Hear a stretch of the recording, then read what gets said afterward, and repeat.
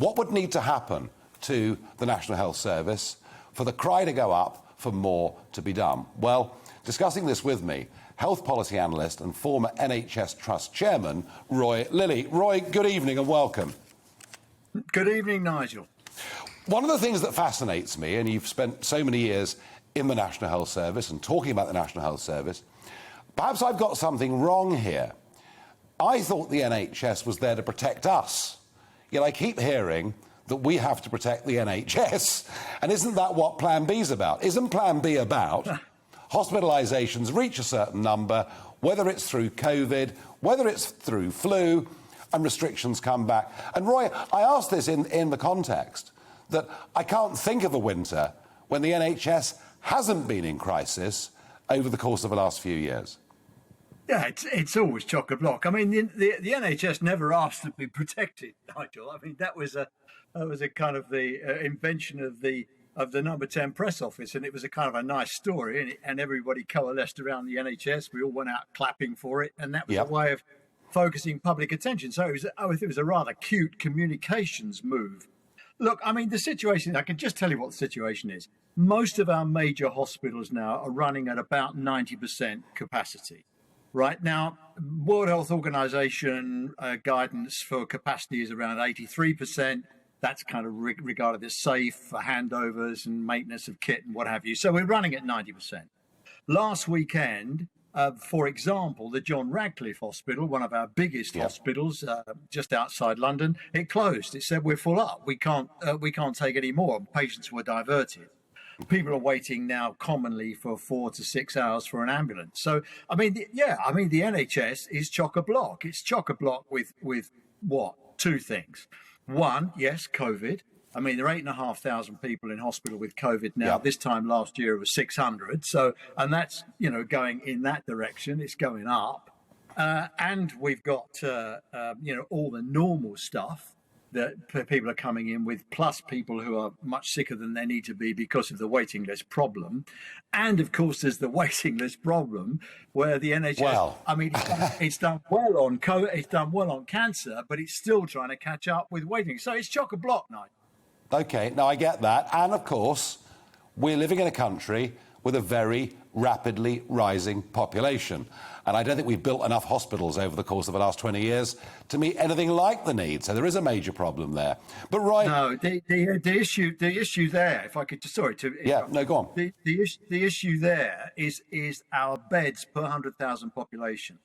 Our number of beds, if you look at OECD countries, and you can Google this and look it up, our number of beds per head of population is right at the bottom. We had 10 years of pretty much flatline funding.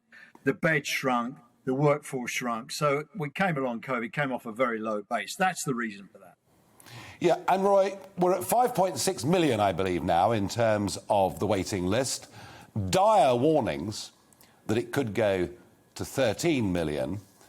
But from the sounds of it, if we're 90% occupied in the hospitals now, if the John Radcliffe, who, by the way, treated me after my aeroplane accident and were quite magnificent, I must say, if the John Radcliffe... I hoped you'd remember that, Nigel. I hoped you'd remember. I certainly do, and they were wonderful. And, they really were. Absolutely amazing.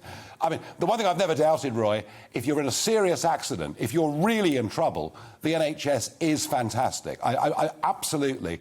I've been involved in a serious road traffic accident too, and on both occasions they've been amazing. But the problem we've got here is diagnostics and then actioning, a variety of medical procedures, operations. If we're 90% capacity now, and if the numbers of infections are going to increase throughout the autumn, and they probably will, we don't know by how much, how on earth, despite the rise in national insurance that's being voted on in the House of Commons in a couple of hours' time, how on earth do we even begin to cut into that waiting list? Well, I mean, there's two answers to that. One, this whole palaver about national insurance and everything, it's more sophistry than anything. I mean, just to give you an idea, I mean, if you want to do about 1.5 million elective operations, you need 2 billion quid, okay? Yeah. So at the moment, we know there's 5.5 million. there's probably 7, and it could be much higher than that. So, people can do the maths themselves. You can see the amount of money that's going to need. It doesn't need it all in one go. It'll come through over time. So, we can kind of fix it. But here's the issue. I mean, if we have if we have a surge in COVID, which requires hospitalizations. Now, the length of stay is shorter now. Length of stay in ITU with COVID was 12 days. Now then, most of them aren't ITU. They're younger people. They're very sick, but they get better quicker. And they all need oxygen, so they wear a different system. They're not intubated, and it's not such a palaver to look after them. So we can kind of get them through. If there's an exacerbation, as we call it, through flu, and, nobody really, that's the elephant in the room, the elephant with the Kleenex tissue in the room has got the flu. We don't want to talk about the elephant in the room. But if we have a bad flu season, then, flu looks very much like COVID. There's going to be a whole load of confusion about that until you get people in the hospital and blood test them. If we have a bad time, if we have a bad winter, then it will be chock-a-block. And if it's chock-a-block, okay, here's what happens. Effectively, we've got 3 hospitals. We've got emergencies, we've got elective procedures, we've got medical procedures. Now, if you get COVID, you go into a medical bed. If loads of people get the flu and COVID, we fill up the medical beds, can't get them out because social services is skint. It's got no money to take people home. So then you're left with the only beds you've got, really, are elective beds. That's where you go in and get a new knee or a new hip. So we start saying to people, sorry, you can't come in. We've got to pinch that bed. So that's how it all fills up. The problem with it is, Nigel, it sort of creeps up on you, and then suddenly you realize you've cancelled everybody's operations, and that's the problem. It happens very quickly. And I thought Patrick Vallance this afternoon was quite sensible when he said, you've got to act early and you've got to act quickly, and you've got to try and see this coming. So, what's going to happen? Who knows? You get Mystic Meg and ask her. No, who knows? But it's. But I do think that the approach is sensible to have a plan B. No, I understand they have to have some sort of plan B as a government. But I have to say, Roy, we'll be talking again about the National Health Service because it's going to be a very, very long winter, I'm sure.